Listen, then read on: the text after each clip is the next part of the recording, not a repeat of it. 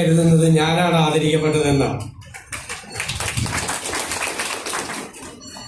ഞാൻ കേരള മുസ്ലിം ജമാഅത്ത് കൗൺസിലിനെ പ്രത്യേകമായി അഭിനന്ദിക്കുന്നു. ഓരോ അവാർഡുകളും ധന്യമാകുന്നത് അത് ആർക്കാണ് നൽകിയത് എന്ന് പരിശോധിക്കപ്പെടാണ്.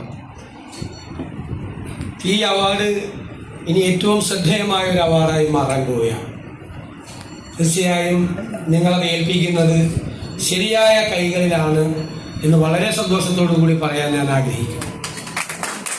ഒരു പൊതുപ്രവർത്തകൻ എന്നുള്ള നിലയിൽ, രാഷ്ട്രീയ പ്രവർത്തകൻ എന്നുള്ള നിലയിൽ ഞാൻ ചെറുപ്പം മുതൽ ആദരവോടുകൂടി ബഹുമാനത്തോടുകൂടി നോക്കിക്കാണുന്ന ഒരാളാണ് ശ്രീ പന്ന്യൻ രവീന്ദ്രൻ.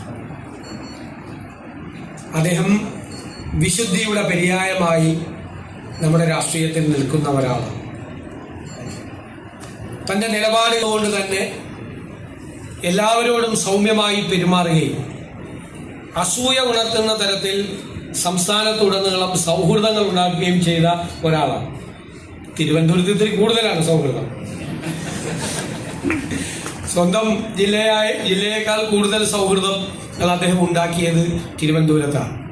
അദ്ദേഹം ഇവിടുത്തെ ജനപ്രതിനിധിയായി പാർലമെന്റ് അംഗമായി തിരഞ്ഞെടുക്കപ്പെട്ടപ്പോഴും MP ആകുന്നതിന് മുമ്പും അതിനുശേഷവുമെല്ലാം ഒരു വ്യത്യാസമില്ല.